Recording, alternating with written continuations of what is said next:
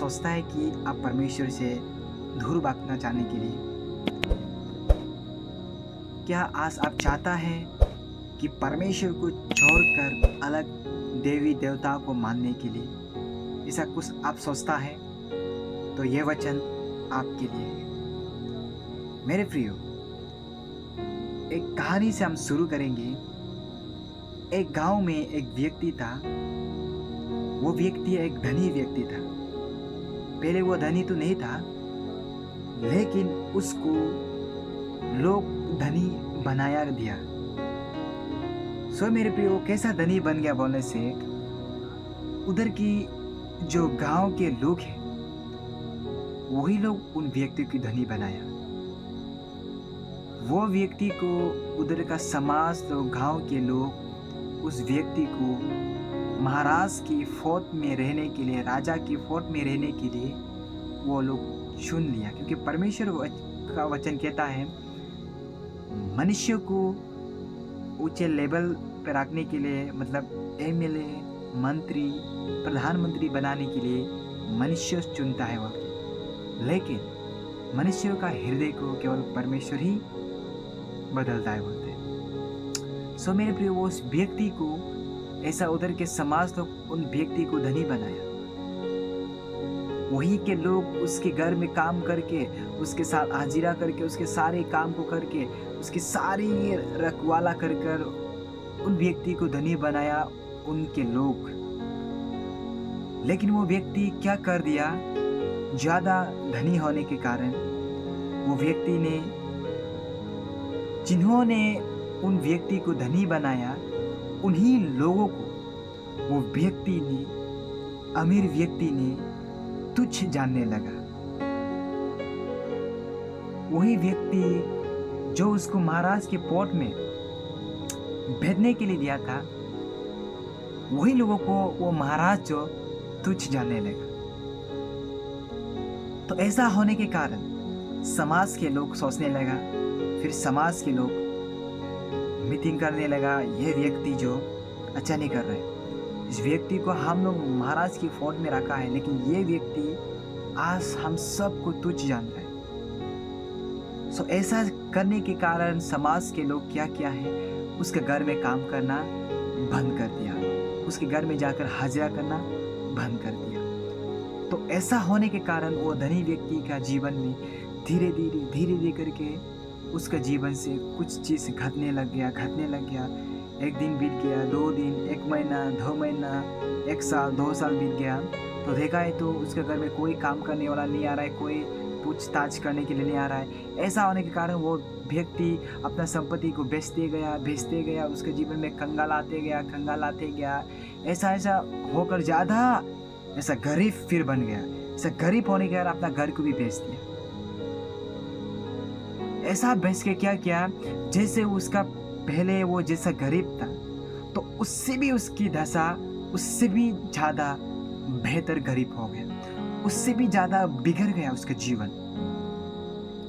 वो जीवन इसलिए वो बिगड़ गया क्योंकि जिन्होंने उसको बढ़ाया, जिन लोगों ने उसको राजा बनाया, उन लोगों को वो तुच्छ जानने के कारण उधर के लोग उस व्यक्ति को फिर, उसके जीवन को फिर ऐसा ही गरीब करवा दिया। मेरे प्रियो, इस कहानी से, इस बात से हम कुछ बातों को सीखते हैं।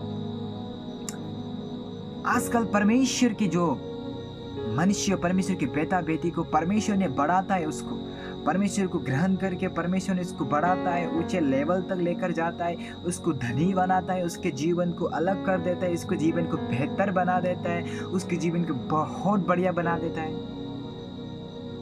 तो आज मनुष्य क्या करते हैं, ज़्यादा धनी होने के कारण, ज़्यादा ऐसा बेहतर बनाने के कारण बहुत लोग ऐसा करते हैं कि जिन्होंने उसको बनाया था उन्हीं को भूल जाता है, उन्हीं व्यक्ति को भूलकर उस परमेश्वर को छोड़ देता है और अपने ज्ञान पर, अपनी बुद्धि पर, अपनी मेहनत पर, अपने धन पर घमंड करता है। क्योंकि परमेश्वर का वचन हमें साफ साफ मना करता है अपने ज्ञान और अपनी बुद्धि पर, अपनी धन पर घमंड कभी ना करे बोलते। लेकिन उसमें घमंड होने के कारण परमेश्वर को छोड़ देता है और सोचता है मैं सब कुछ कर सकता हूँ। परमेश्वर की ज़रूरत नहीं है। ऐसा सोचने के कारण उसके जीवन मेरे प्रियो क्या होते हैं, आज हम एक वचनों को पढ़कर और उससे हम कुछ सीखेंगे। तो चलो उस वचन को हम पढ़ेंगे। हम लोग मत्ती का 12 का उसका 43 से लेकर अगर जब हम पढ़ता है 45 तक, उसमें इस प्रकार कहता है, जब मनुष्य के अंदर से जब परमेश्वर को ग्रहण करता है, उसके अंदर से एक आत्मा निकल जाता है, उस मनुष्य को छोड़कर, उसके शरीर को छोड़कर वो आत्मा निकल जाता है। क्यों? उसके अंदर में परमेश्वर प्रवेश करता है और उसके जीवन में परमेश्वर राज्य करता है। लेकिन परमेश्वर इसमें वचन कहता है, अगर आप परमेश्वर को छोड़कर आप अपने इच्छा पर चलने के लिए कोशिश करेगा, आप परमेश्वर को छोड़कर अपने ज्ञान, अपने धन पर आप घमंड करना शुरू करेगा, परमेश्वर का वचन हमें कहता है आपका अंदर से सिर्फ एक ही आत्मा निकल गया था, लेकिन अगर जब ऐसे परमेश्वर को भूल जाएगा तो आपका जीवन में 7 आत्मा आएगा बोलता है। तो मेरे प्रिय, इससे हम जानता है अगर आपका जीवन में 7 आत्माएं, दुष्ट आत्माएं आपके जीवन में घुसेंगे तो आपका जीवन क्या हो सकता है। हालेलुया।